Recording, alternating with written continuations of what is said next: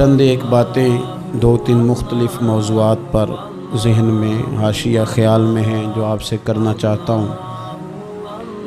ایک تو میں نے آیہ کریمہ پڑھی ہے، اللہ تعالیٰ نے فرمایا کہ یا ایھا الذین آمنوا توبوا الی اللہ توبۃ نصوحا، فرمایا ایمان والو اللہ کی طرف توبہ کرو، اور توبۃ نصوحا کرنا، سچی توبہ کرنا۔ ہر شب برات پہ، شب قدر پہ توبہ کا عنوان ہر جگہ پہ بیان کیا جاتا ہے۔ اس کی ایک خاص حکمت ہے، وہ یہ ہے کہ اسلام وہ خوبصورت مذہب ہے جس میں توبہ کا دروازہ ہمیشہ کھلا رہتا ہے۔ ہمارے ضمیر پر روز خود بخود اس بات کی دستک ہوتی ہے کہ یار تجھے ٹھیک ہو جانا چاہیے۔ جب ہم اس پر قرآن پاک کی آیات سنتے ہیں، احادیث مبارکہ سنتے ہیں، بزرگان دین کی بات سنتے ہیں، تو ہمارے ضمیر میں بات پہلے سے موجود ہوتی ہے کہ ٹھیک ہونا چاہیے، تو وہ قرآن و سنت کی بات اس میں مزید برکت پیدا کرتی ہے، اور انسان کا شعور بیدار ہوتا ہے کہ مجھے جلدی سے توبہ کر لینی چاہیے۔ توبہ کا مطلب ہوتا ہے اپنے پچھلے تمام گناہوں سے اللہ کے حضور معافی مانگنا۔ میں بھی جانتا ہوں، آپ بھی جانتے ہیں کہ اگر ہم نے کسی شخص کے ساتھ زیادتی کی ہو تو معافی کا کیا طریقہ ہے۔ ایسا تو نہیں ہوتا کہ آپ اس کے سامنے بیٹھیں اور بیٹھ کے آپ کہیں معاف کر دے، معاف کر دے، معاف کر دے، معاف کر دے۔ آپ کو یہ بھی پتہ ہوتا ہے کہ یہ بندہ کس طرح کا ہے، یہ بھی پتہ ہوتا ہے میری زیادتی کس طرح کی ہے، یہ بھی پتہ ہوتا ہے کہ راضی کیسے ہوگا۔ ہم وہ سارے لوازمات جمع کرتے ہیں، اور اگر ہمیں یہ پتہ ہونا کہ میرے اکیلے سے جانے سے یہ معاف نہیں کرے گا، تو اس شخص کو ساتھ لے جاتے ہیں جس کی وہ بات مانتا ہے، اور پھر ہم اس طرح سے منت کرنے کی کوشش کرتے ہیں کہ جیسے وہ شخص مان ہی جائے۔ صرف سمجھانے کے لیے مثال دے رہا ہوں، توبہ رٹا لگانے کا نام تو نہیں نا، توبہ تو اللہ کو منانے کا نام ہے۔ ایک شخص اپنے گناہ چھوڑنے کا ارادہ ہی نہیں کر رہا، اور وہ اپنی غلطی کو غلطی تسلیم ہی نہیں کر رہا، اور اپنی غلطیوں سے وہ پیچھے ہٹنے کو دو قدم بھی تیار نہیں، تو توبہ کوئی رٹا لگانے کا نام تو نہیں۔ آپ توبہ طوطے کو رٹا دیں تو طوطا توبہ توبہ پکارتا رہے تو اس کو وہ چیز تو نہیں حاصل ہونے لگی۔ توبہ ایک بڑی خاص بات صوفیاء نے لکھی ہے، اگر آپ سمجھیں تو بڑا نفع دے گی۔ وہ کہتے ہیں جس طرح گھر چھوٹا بنانا ہو یا بڑا بنانا ہو، زمین تو درکار ہوتی ہے کہ نہیں؟ زمین ہوگی تو گھر بنے گا، چاہے وہ چھوٹی سی کٹیا بنے یا بہت بڑا محل بنے، زمین کا ہونا ضروری ہے۔ اسی طرح آپ نے نیک اعمال تھوڑے کرنے ہیں یا زیادہ کرنے ہیں، توبہ کا ہونا ضروری ہے۔ توبہ وہ زمین ہے جس کے اوپر آپ نیک اعمال تعمیر کریں گے۔ اگر توبہ نہیں ہے تو پھر کوئی بھی نیک عمل آپ کے پاس ہو ہی نہیں سکتا۔ آپ پچھلے گناہوں سے رجوع کریں اللہ کی طرف، آپ کہیں کہ میرے اندر یہ غلطی ہے، میں توبہ کرتا ہوں۔ ان العبد اذا اعترف، اعتراف جرم کریں، پھر اللہ کے حضور رجوع لائیں۔ ہمارا یہ حال ہے کہ ہم جتنی بھی توبہ کرتے ہیں، جس قدر بھی استغفار پڑھتے ہیں، اس کو ایک وظیفہ سمجھ کے پڑھ لیتے ہیں، بھئی یہ بھی اچھا ہے، برکت سے خالی نہیں۔ لیکن توبہ کا حقیقی مفہوم یہ ہے کہ انسان اپنا محاسبہ کرے، اپنی پچھلی ساری زندگی اپنی آنکھوں کے سامنے لائے۔ اگر وہ سمجھتا ہے کہ اس حال میں مر گیا تو میرے لیے مشکل ہوگا منہ دکھانا اللہ رسول، تو پھر وہ فوراً سے پہلے اپنے گناہوں سے رجوع کرے اور اللہ کے حضور توبہ کرے۔ یہ توبہ کا مفہوم ہے۔ میرے رسول پاک صلی اللہ تعالیٰ علیہ وسلم نے اپنی امت کو اس طرف خاص رغبت حضور نے اپنی امت کی کرائی۔ رب بڑا مہربان ہے، بڑا ہی کریم ہے۔ وہ تو کسی بندے کی اونٹنی اگر کبھی گم ہو جائے صحرا میں، اور اس طرح گم ہو کہ پیسے بھی اونٹنی پہ ہو، کھانا بھی اونٹنی پہ ہو، کپڑے بھی اونٹنی پہ ہوں، علاقہ بھی صحرا کا ہو، اور اس نے کسی ٹہنی کے ساتھ باندھی ہو، پھر وہ سو جائے، سو کے اٹھے تو اونٹنی غائب ہو۔ اب وہ اتنا پریشان ہو کہ آگے پیچھے دائیں بائیں دیکھا تو پتہ چلا کہ اونٹنی تو غائب ہو گئی، نہ کھانا ہے، نہ پیسے ہیں، نہ کپڑے، نہ سواری ہے، علاقہ صحرا کا ہے، پیدل جا بھی نہیں سکتا۔ تو فرمایا جس طرح وہ بیٹھ کر موت کا انتظار کرنے لگتا ہے، اور وہ منتظر تھا کہ اب موت ہی آئے گی، اب کوئی اور سہارا نہیں، فرمایا اچانک اگر اونٹنی سامنے آ جائے تو اسے کتنی خوشی ہوگی؟ یا رسول اللہ اسے تو بڑی خوشی ہوگی۔ فرمایا جب رب کا بندہ توبہ کرتا ہے تو اللہ کو اس سے بھی بڑھ کر خوشی ہوتی ہے کہ بندہ توبہ کر گیا، اپنے گھر واپس آ گیا ہے، اس نے بات مان لی ہے۔ ہمارا اصل مسئلہ احساس کا ہے، توبہ کا نہیں۔ جب تک اپنی غلطیوں کا بندہ محاسبہ نہیں کرتا، جب تک احساس پیدا نہیں کرتا، وہ محسوس نہیں کرتا کہ میں غلط ہوں، مجھے ٹھیک ہونا چاہیے، تب تک توبہ کاہے کی؟ آپ دیکھیں نا صحابہ کرام کا مزاج کیا، چھوٹی چھوٹی چیزیں ہیں لیکن وہ دوڑ کے آتے ہیں، کہتے ہیں یا رسول اللہ غلطی ہو گئی، اور اپنے آپ کو پیش کرتے ہیں۔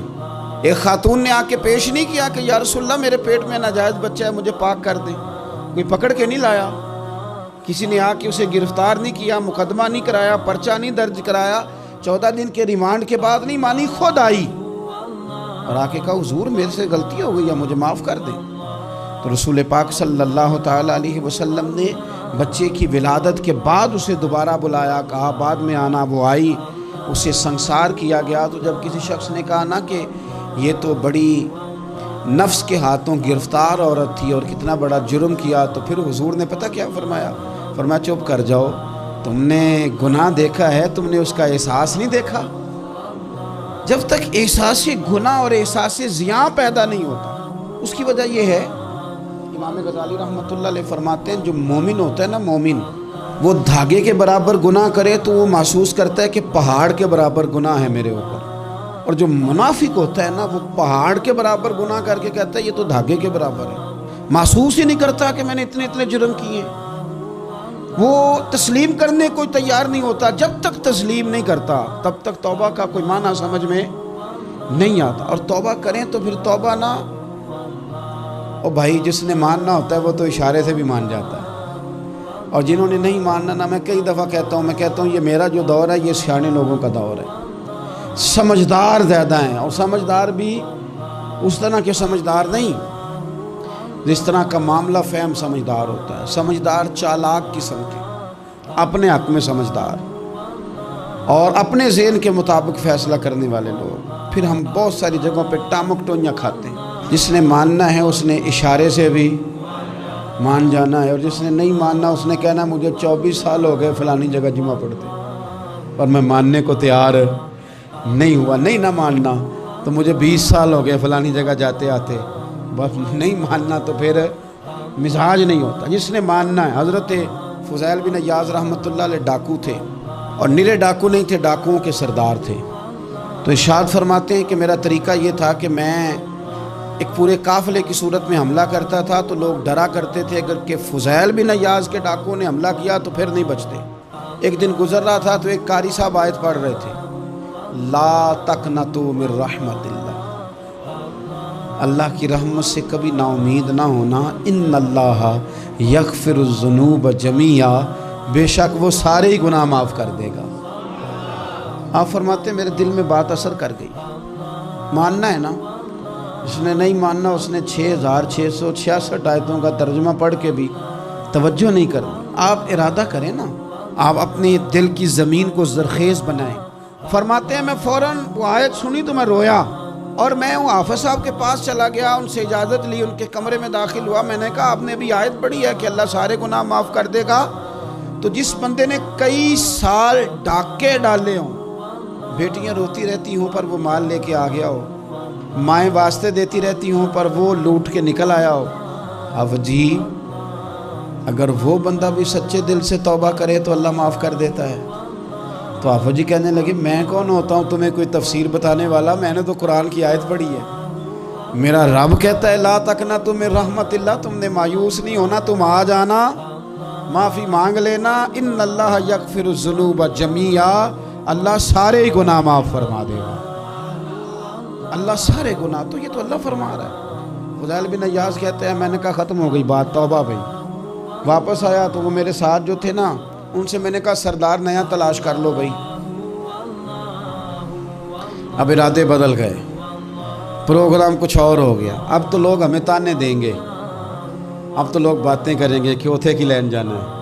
فضیل بن عیاض کہنے لگے بس بھائی توبہ کرنی، اب تم کوئی اور سردار تلاش کر لو، اور اوپر سے نہیں کہا، توبہ کی تقریریں نہیں کی، دوسروں کو میسج نہیں بھیجے اور لیکچر نہیں جھاڑے، رو کے کا، درد سے کا، دل سے کا۔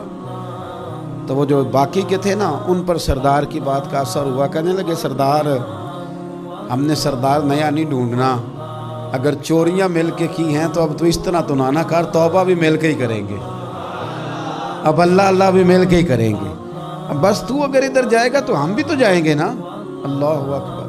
فضیل بن عیاض کہتے ہیں ظاہر ہے مال لوٹا کرتے تھے، میں نے مسئلہ پوچھا علماء سے تو انہوں نے بتایا کہ یہ تو حقوق العباد کا مسئلہ ہے، جو لوٹا ہے وہ تو واپس کرنا ہی پڑے گا۔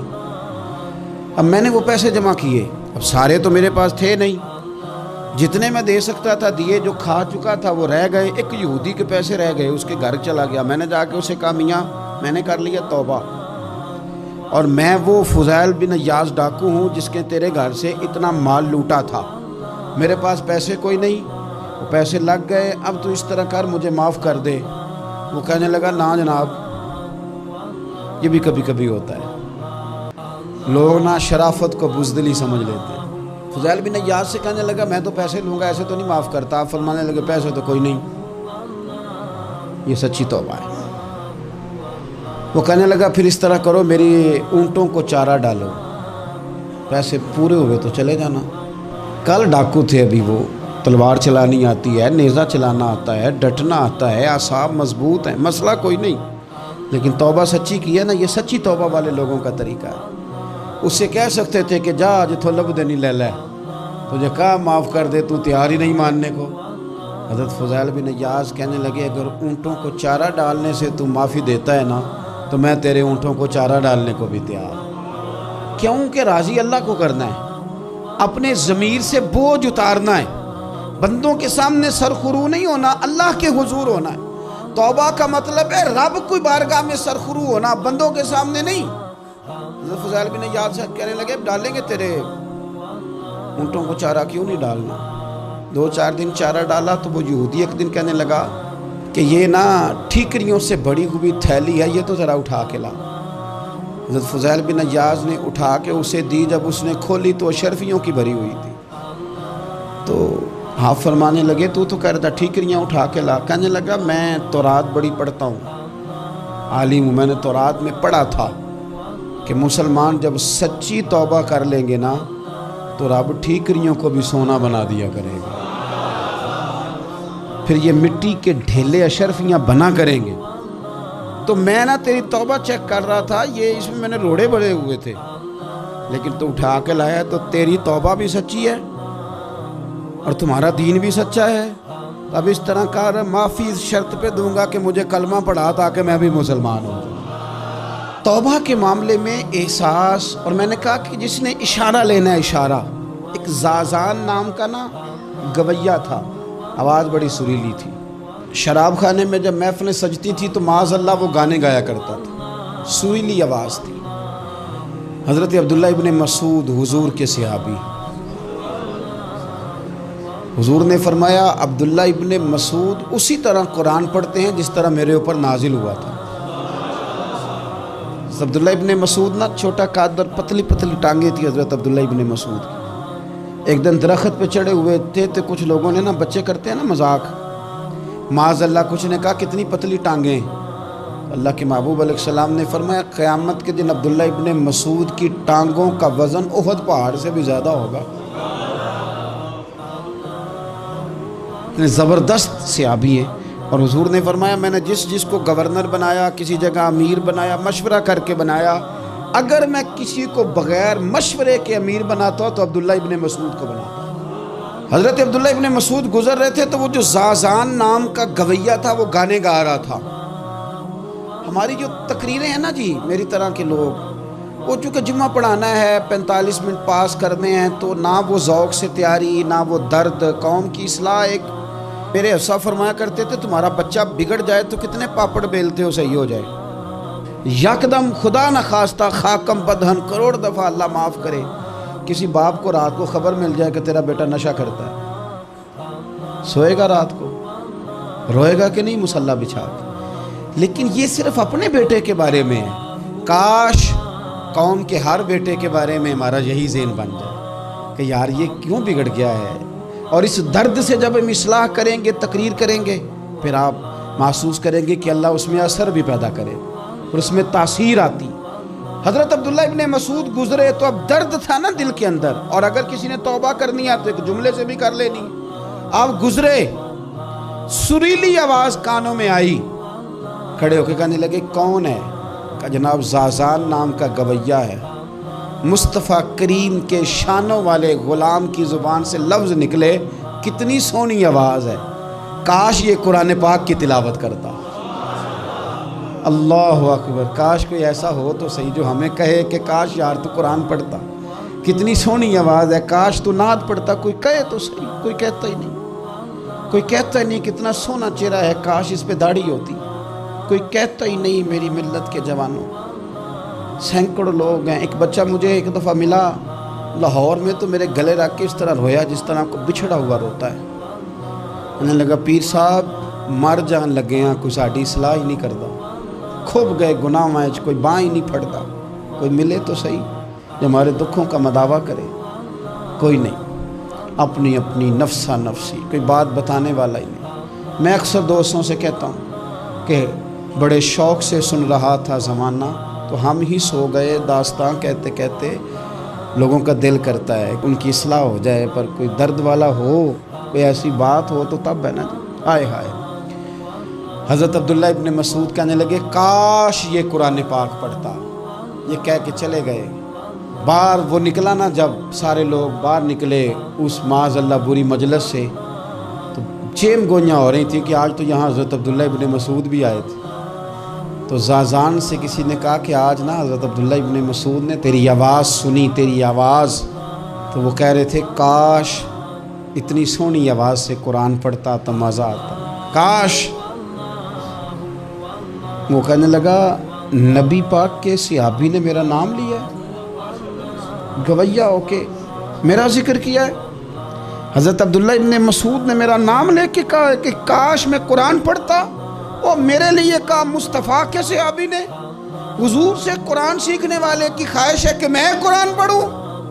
دوڑے گئے، کدھر ملیں گے عبداللہ ابن مسعود؟ فلاں فلاں جگہ غسل کیا، وضو کیا، پیروں میں لگ گئے جا کے، کہنے لگے سونیا جس کے قرآن پڑھنے کی تعریف مدینے والے کریں، وہ میرے بارے میں کہے کہ مجھے قرآن پڑھنا چاہیے تھا، آج سے میں نے ٹھوکر ماری سارے گانوں کو، سکھاؤ مجھے قرآن، میں قرآن ہی پڑھا کروں، میں قرآن پڑھوں گا، میں پڑھ پڑھ کے سناؤں گا، لوگ میری زبان سے اللہ کے کلام کی تلاوت سنا کریں گے۔ کوئی بیٹھا ہوا مجھے دور دعا دیتا ہے، میں ڈوبتا ہوں سمندر اچھال دیتا ہے، کوئی تو ہو نا جو کہے، کوئی تو ہو۔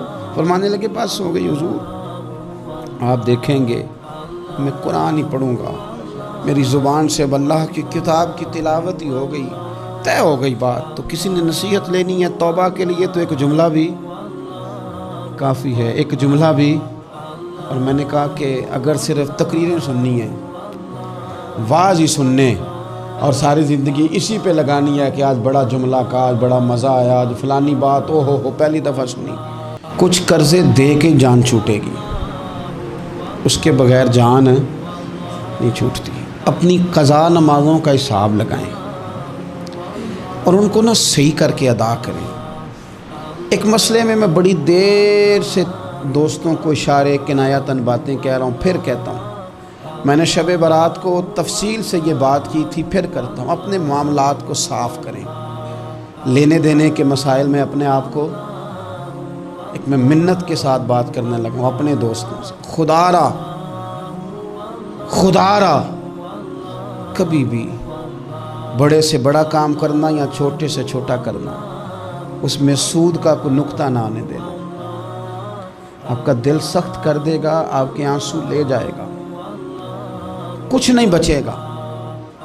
جس طرح پیشاب کا ایک قطرہ کئی من دودھ کو تباہ کر دیتا ہے، یہ سود آپ کے اصل مال خدا را۔ یہ میری منت ہے، میری گزارش ہے۔ میں ان دوستوں کو جانتا ہوں، مجھے لگتا تھا کہ یہ ولایت کا رستہ طے کریں گے، لیکن چلے کچھ جگہ مجبوریاں ہوتی ہیں، کچھ معاملات ہوتے ہیں، لیکن کوئی ایک آدھ نقطہ ایسا آتا ہے بیچ میں، وہ لے جاتا ہے ساری چیزیں۔ نبی پاک علیہ الصلوۃ والسلام نے فرمایا بندہ بڑا سفر کر کے آتا ہے، بکھرے بال، بری حالت، رو کے دعائیں مانگتا ہے، یا اللہ یا اللہ یا اللہ کہتا ہے، اور اللہ اس کی دعا قبول نہیں کرتا۔